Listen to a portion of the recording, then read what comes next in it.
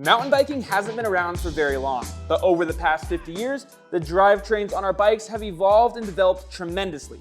We started with one gear, peaked at around 30, and have seemingly now landed back around 12. Batteries are apparently now required if you're a cool kid, and if you're the coolest of kids, then you might even be putting the gears inside your frame. Needless to say, I think we have a lot of mountain bike drivetrain history to cover in this special edition of the Weekly Rewind. So let's hop in the Wayback Machine and see where it all began. In the early 1970s, mountain bikes weren't really mountain bikes at all. Folks were modifying whatever they could get their hands on, mostly cruisers like the Schwinn Excelsior, to handle the rough fire roads they'd like to bomb down. These bikes had coaster brakes and, more importantly for this conversation, a single-speed drivetrain. That meant one gear and no shifting. Gear ratios were usually around 44:18 or 46:20, giving riders just enough leverage to winch their way up the climbs but still be able to maintain speed on the way back down. If you weren't strong enough or didn't have the technique to make it up, then you were kind of SOL. Now, some folks, myself included, still find a lot of fun riding single-speed bikes. But riders back then quickly realized that they needed more gearing to tackle climbs and maintain speeds on descents. Enter the derailleur. Geared drivetrains were old news by the time mountain bikers started adapting them. Road bikes had been using them for decades prior. But using them off-road was a completely different story. Some of the first drivetrains to make the cross from road to mountain were designed for touring bikes. A popular example of this at the time was the Suntour VGT, which riders chose for its sturdy aluminum construction and open cage that allowed for easy chain removal. It was typically paired with a 5-speed freewheel, offering a modest gear range compared to today's drivetrains. By the early 1980s, brands like Shimano, Suntour, and Campagnolo began designing drivetrains specifically for mountain bikes. One of the most notable of these came out in 1982. That was Shimano's Derailleur XT. What made Derailleur different was its more durable construction, better chain retention, and increased gear range, making it far better suited for the rough conditions of mountain biking. It featured a longer derailleur cage to handle larger freewheels, stronger return springs for better chain retention, and a wider gear ratio that allowed riders to climb and descend more efficiently. This system was followed by the launch of Shimano's SIS, or Shimano Index system, in 1984. Index shifting introduced preset detents in the shifter, allowing each gear to click into place precisely instead of relying on friction-based adjustment. This was a game changer for off-road cycling, as it made shifts faster, more reliable, and most importantly, a lot easier to execute when you're bumping up and down on a fire road or single-track trail. But things were about to get a lot more exciting with the advent of a triple chainring. The front derailleur revolutionized mountain biking in the 80s and 90s. With 3 chainrings up front and 6, 7, or even 8 cogs in the rear, riders suddenly had access to 20+ gears. But the 3x system didn't last long. Mountain biking was evolving quickly, and of course the drivetrains found on those bikes were changing too. The early 2000s were a time of experimentation, refinement, and some pretty wild ideas. One of the biggest and most important shifts, pun absolutely intended, of that era was the switch from the 3x triple chainring setup to a 2x setup. This was made possible by the advent of wider range 9 and 10 speed cassettes, meaning riders could get a similar gear spread without the added weight, maintenance hassle, and chainline issues of a third chainring. But like I alluded to earlier, there are also quite a few innovations that came out around this time that didn't stand the test of time. One of those was Shimano's dual control, a system that combines shifting and braking into a single lever. Picture a road bike lever, but flipped 90 degrees. As it turns out, the increasingly technical terrain that these more modern mountain bikes could handle meant that it was harder for riders to have the finesse to be able to use those levers the way they were intended. And nobody wants to be shifting gears when they're trying to brake or braking when they're trying to shift gears. Another unique drivetrain solution that never quite made it into production, but has nonetheless earned itself legend status, was what was found on the Honda RN01, which raced in the World Cup downhill circuit from 2003 to 2006. Instead of a traditional cassette and derailleur hanging off the back, the R101 had a fully enclosed multi-speed gearbox tucked inside the frame. This allowed riders to shift quickly and smoothly under full power without worrying about chain slap, drop chains, or fragile derailleur hangups. And while the specific design used in the RN01 never made it outside of the race tape, its design and kind of what it stood for has definitely stuck around, and as we'll see here in a little bit, has influenced a lot of these futuristic designs that we're seeing hit the market today. But we still have quite a bit more drivetrain history to talk about before we get there. The next being the death of the front derailleur. SRAM dropped a complete bombshell on the mountain bike industry in 2012 when they released the first 1x11 drivetrain. By using what was then one of the widest range cassettes in the market, with a 10 to 42 tooth spread, they eliminated the need for a front derailleur altogether. But it turns out that the front derailleur was doing more than just moving the chain from one chainring to the other. It also was doing quite a bit to improve chain retention, which meant that when SRAM took off the front derailleur altogether, they had to find another solution to make sure that we weren't dropping our chains all the time. Enter the narrow wide chainring.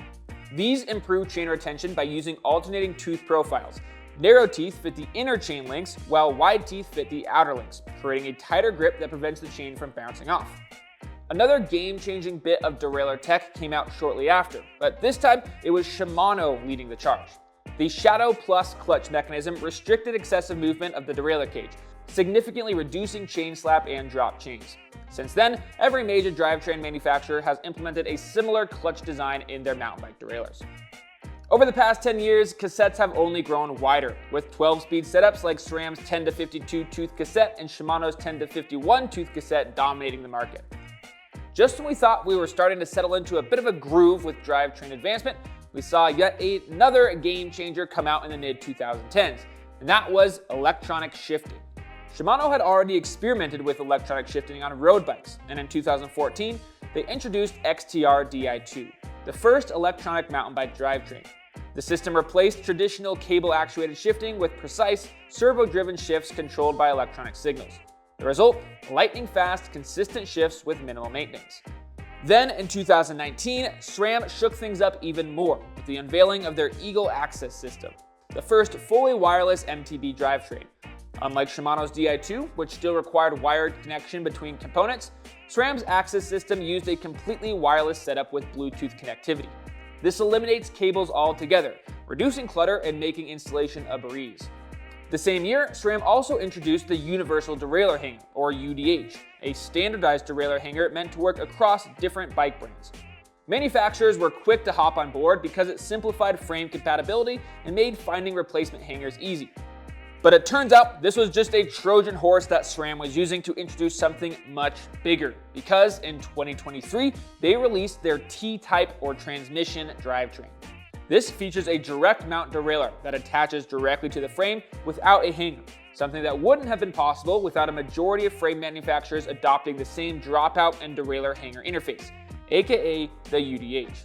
The implications of this are huge. Removing the derailleur hanger from the equation improves durability and shifting performance under load, as well as makes setup and tuning easier since the derailleur is always in the same relative position to the rear axle.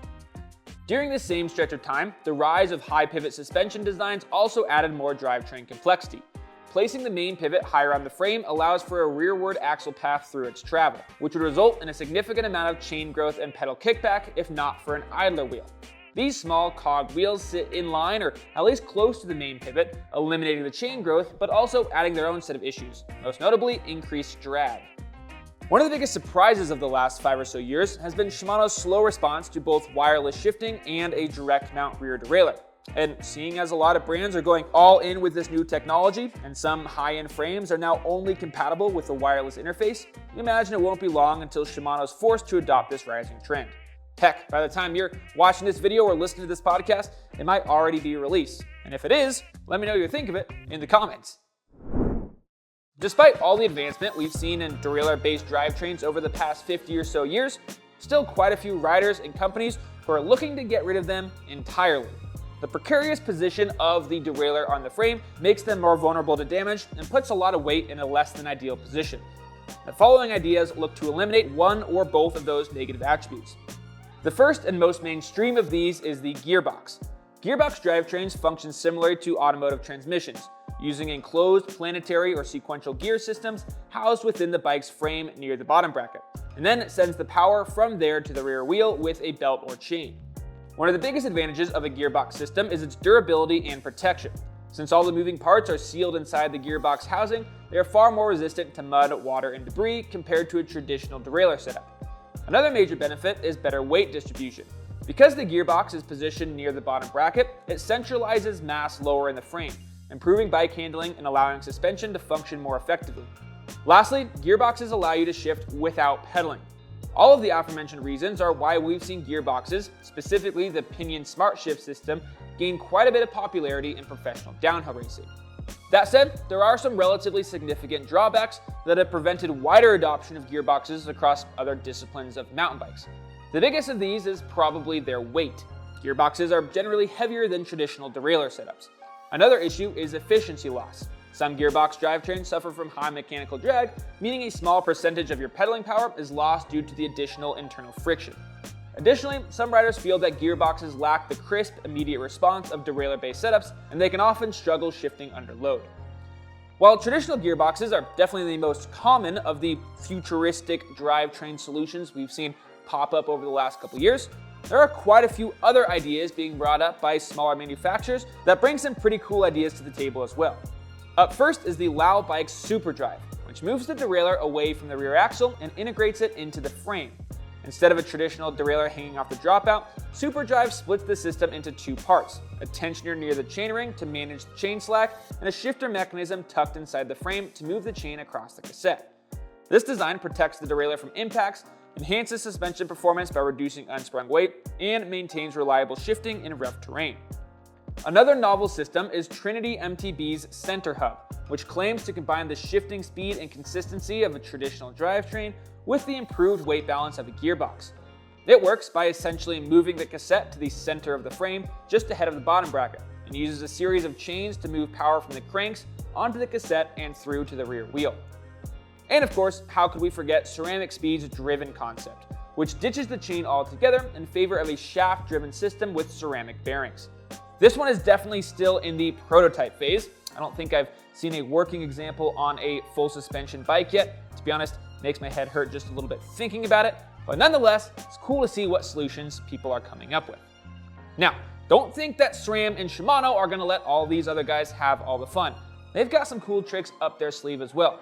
SRAM now makes a 13-speed drivetrain for gravel bikes, and there are spy photos and patents galore hinting at the future adoption of a 13-speed cassette by Shimano, which could seemingly cross over into the mountain bike world pretty easily. Let me know in the comments what your favorite past, present, or future drivetrain solution is, and as always, remember that bikes are for everyone. Have fun out there.